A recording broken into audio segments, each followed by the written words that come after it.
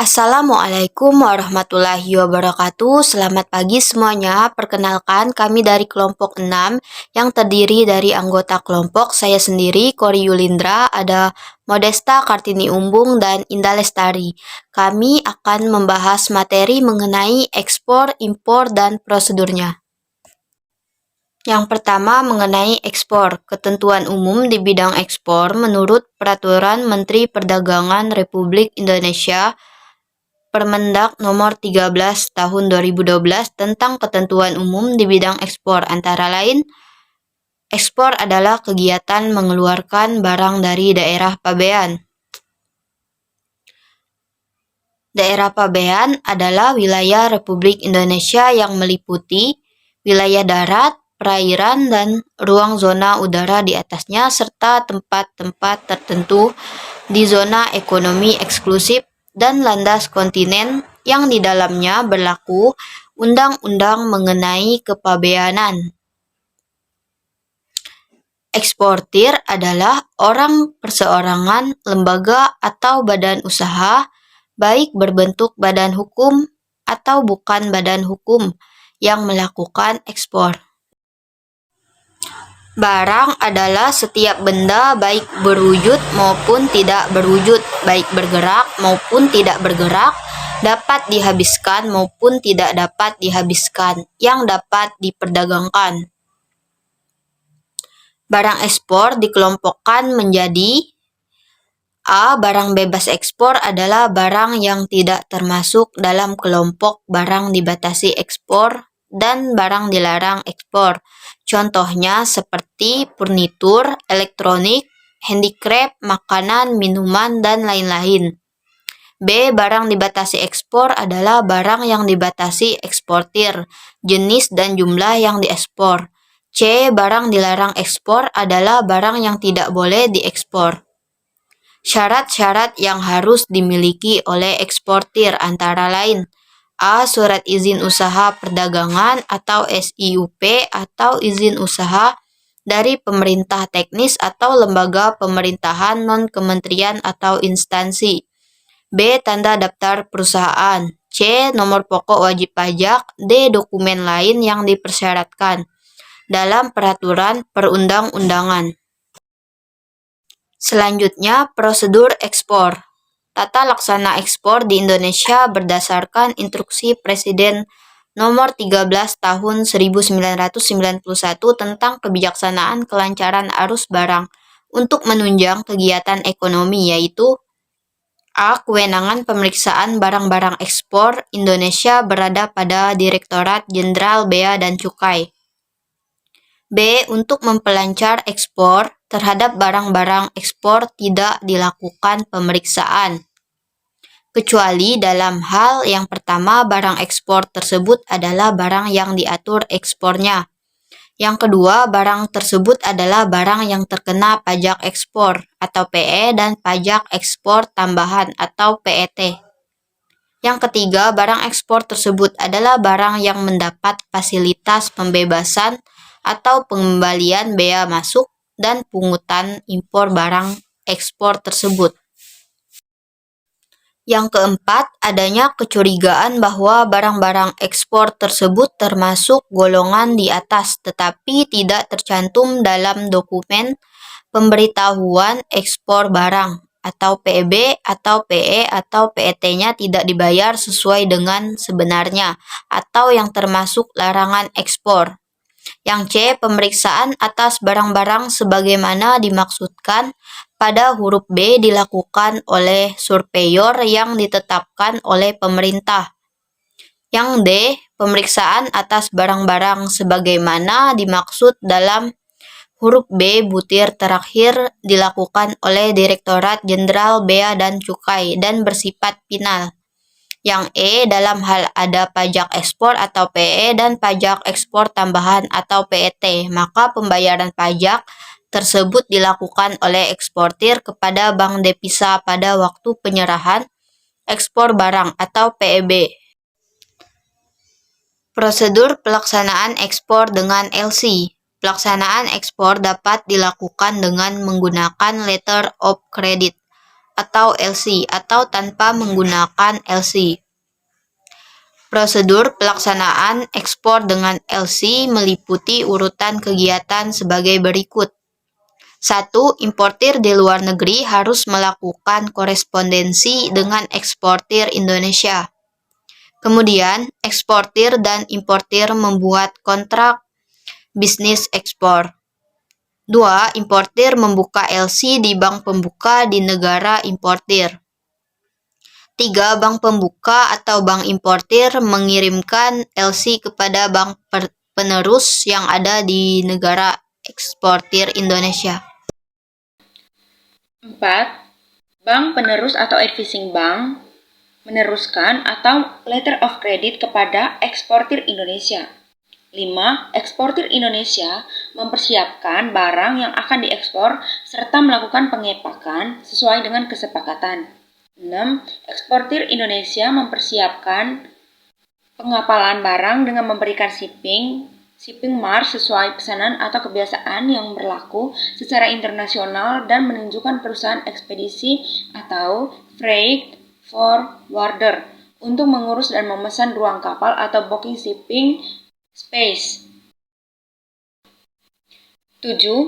Eksportir Indonesia menunjukkan pengusaha pengurusan jasa kepabeanan atau PPJK untuk mengurus izin kepabeanan dan pembayaran bea keluar. 8. Eksportir Indonesia mengapalkan barang dan menerima bill of lading. Barang dikirim dari pelabuhan muat ke pelabuhan tujuan. 9. Eksportir Indonesia mempersiapkan semua dokumen yang diminta oleh importir. 10. Bank penerus di Indonesia memeriksa semua dokumen yang diserahkan eksportir dan mengirimkan dokumen tersebut kepada bank pembuka di negara importir. 11. Bank pembuka memeriksa semua dokumen dan juga sudah sesuai maka bank pembuka mengirimkan pembayaran kepada eksportir Indonesia melalui bank penerus atau advising bank yang ada di Indonesia. 12.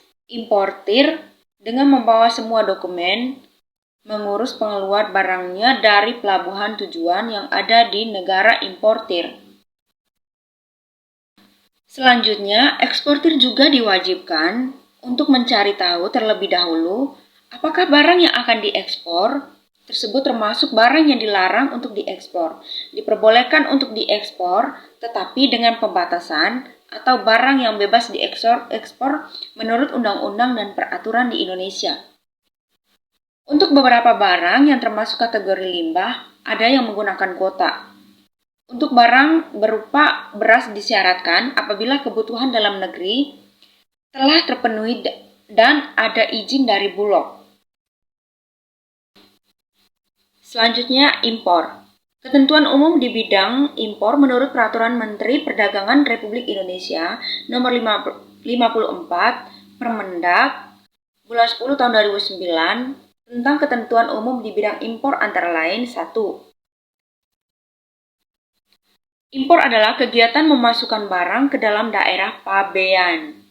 2. Barang adalah setiap benda, baik berwujud maupun tidak berwujud, baik bergerak maupun tidak bergerak, dapat dihabiskan maupun tidak dapat dihabiskan, yang dapat untuk diperdagangkan, dipakai, dipergunakan, atau dimanfaatkan. 3. Impor adalah orang perseorangan atau badan usaha, baik yang berbentuk badan hukum atau bukan badan hukum yang melakukan impor. 4. Syarat-syarat yang harus dimiliki oleh seorang importir antara lain, yang pertama A. Surat izin perdagangan atau SIUP atau izin usaha dari Kementerian Teknis atau lembaga pemerintahan non-kementerian atau instansi. B.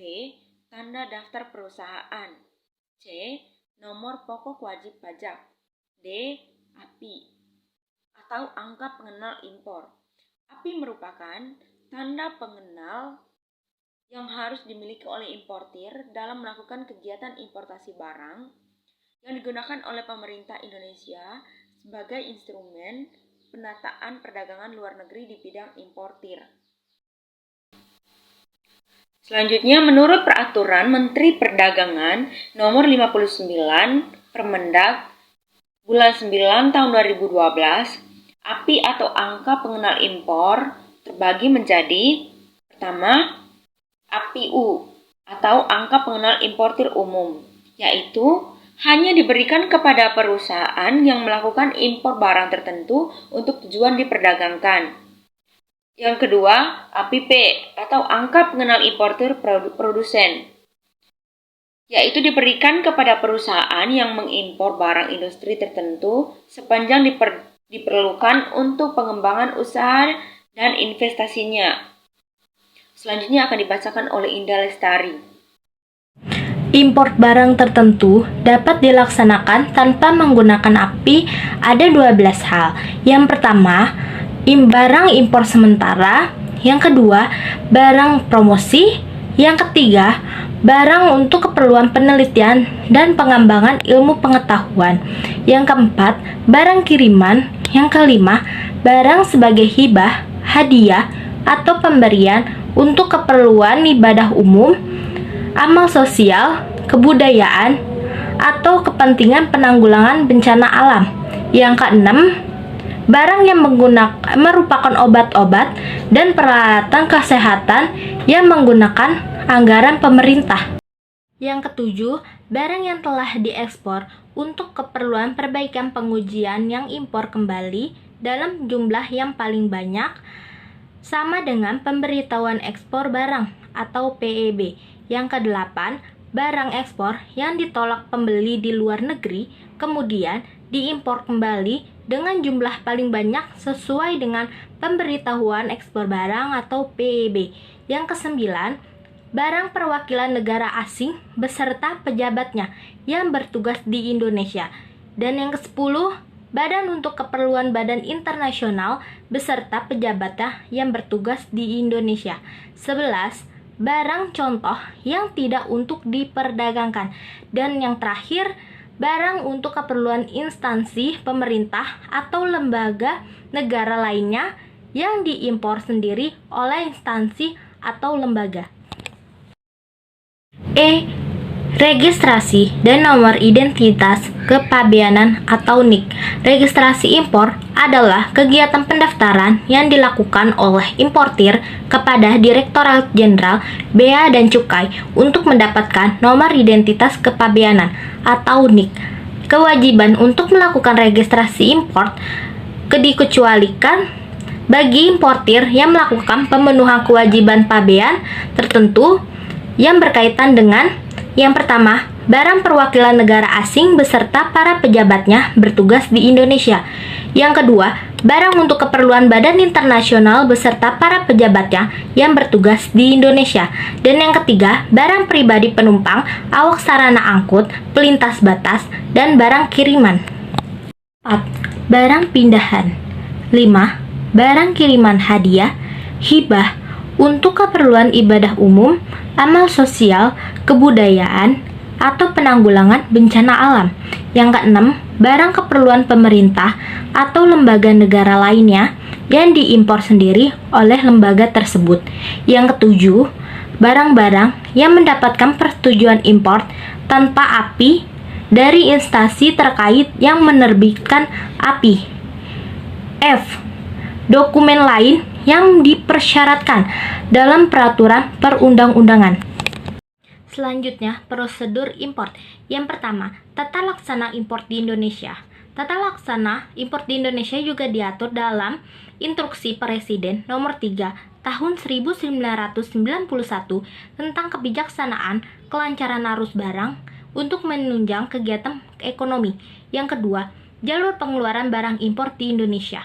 Dalam praktek pengeluaran barang impor di daerah pabean Indonesia dikenal adanya 3 jalur, yaitu: yang pertama, jalur prioritas adalah fasilitas dalam mekanisme pelayanan kepabeanan di bidang impor yang diberikan kepada import yang mempunyai reputasi sangat baik yang dilakukan untuk pelayanan khusus sehingga pelayanan importasinya dilakukan dengan lebih sederhana dan cepat. Yang kedua, jalur hijau.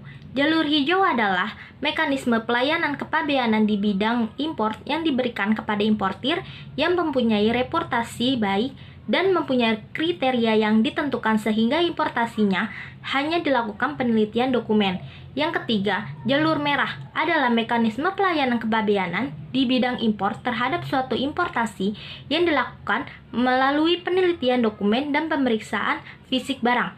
Jalur merah ini adalah jalur yang dikhususkan bagi pertama, importir baru, yang kedua, importir yang termasuk dalam kategori resiko tinggi.